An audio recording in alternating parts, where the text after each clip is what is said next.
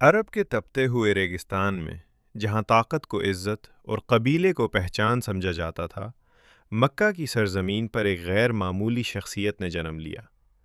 یہ تھے حضرت عمر بن خطاب رضی اللہ عنہ۔ قریش کے معزز قبیلے بنو عدی سے تعلق رکھنے والے، غیر معمولی قوت، بلند قد، مضبوط ارادے اور بے باک طبیعت کے مالک۔ اسلام سے پہلے حضرت عمر رضی اللہ عنہ اپنی سختی، جرایت اور فیصلہ کن مزاج کی وجہ سے مشہور تھے۔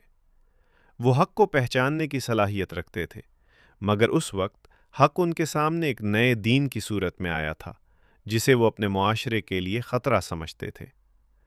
مسلمانوں پر ہونے والے مظالم کو وہ درست سمجھتے اور اسلام کی مخالفت میں پیش رہتے تھے۔ ایک دن غصے اور جوش میں آ کر حضرت عمر رضی اللہ عنہ نے فیصلہ کیا کہ اس دعوت کو ہمیشہ کے لیے ختم کر دینا چاہیے۔ تلوار ہاتھ میں لی اور مکہ کی گلیوں میں نکل پڑے، مگر راستے میں معلوم ہوا کہ ان کی اپنی بہن اور بہنوئی اسلام قبول کر چکے ہیں۔ یہ خبر سن کر ان کا رخ بدل گیا۔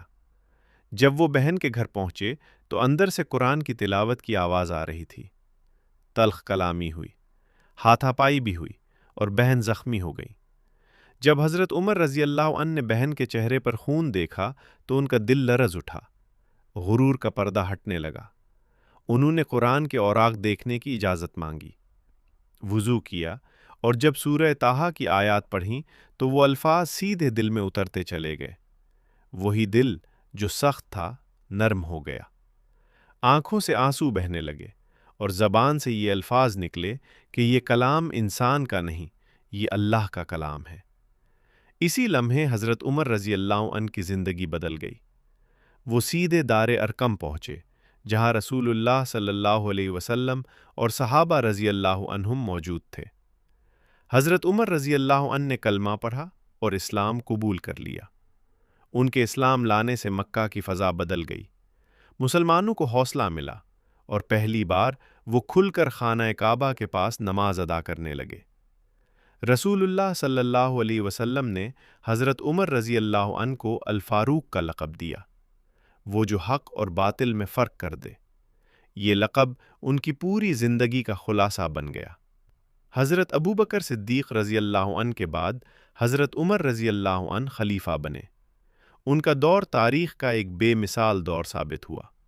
ایک وسیع سلطنت ان کے زیر نگیں آ گئی، مگر ان کی زندگی میں سادگی کم نہ ہوئی۔ پیوند لگے کپڑے، سادہ خوراک اور اللہ کا خوف، یہی ان کی پہچان تھی۔ وہ راتوں کو خود مدینہ کی گلیوں میں گشت کرتے، اگر کہیں بھوکا ملتا تو خلیفہ وقت خود آٹا اور راشن اٹھا کر اس کے گھر پہنچتا۔ فرمایا کرتے تھے کہ اگر دریائے فرات کے کنارے ایک جانور بھی بھوکا مر گیا تو عمر اس کا جواب دہ ہوگا۔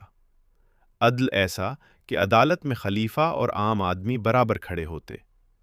بیت المقدس فتح ہوا تو حضرت عمر رضی اللہ عنہ فاتح نہیں بلکہ ایک عاجز بندے کی طرح داخل ہوئے، کسی پر جبر نہ کیا، کسی کا حق نہ چھینا۔ آخر کار ایک دن فجر کی نماز کے دوران حضرت عمر رضی اللہ عنہ پر قاتلانہ حملہ ہوا۔ شدید زخمی ہونے کے باوجود ان کی زبان پر شکوہ نہیں تھا بلکہ امت کی فکر تھی۔ آخری خواہش یہ تھی کہ انہیں رسول اللہ صلی اللہ علیہ وسلم اور حضرت ابوبکر رضی اللہ عنہ کے قریب دفن کیا جائے، اور یہ خواہش پوری کی گئی۔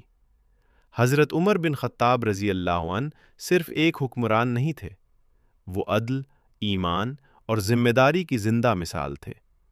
ان کی زندگی ہمیں یہ سکھاتی ہے کہ اصل طاقت تلوار میں نہیں، انصاف میں ہوتی ہے، اور اصل عظمت تخت میں نہیں، تقویٰ میں ہوتی ہے۔ حضرت عمر کی زندگی کے آخری کلمات کے بارے میں روایات میں یہ الفاظ ملتے ہیں: افسوس عمر پر اگر اللہ نے اسے معاف نہ فرمایا، اور بار بار یہ کہتے رہے لا لا الہ۔ اسی کے ساتھ آپ نے یہ بھی وصیت فرمائی کہ خلافت شورا کے ذریعے طے کی جائے اور امت کے حق میں عدل و انصاف قائم رہے۔ یہ الفاظ حضرت عمر کی عاجزی، اللہ کے خوف اور آخرت کی فکر کو ظاہر کرتے ہیں۔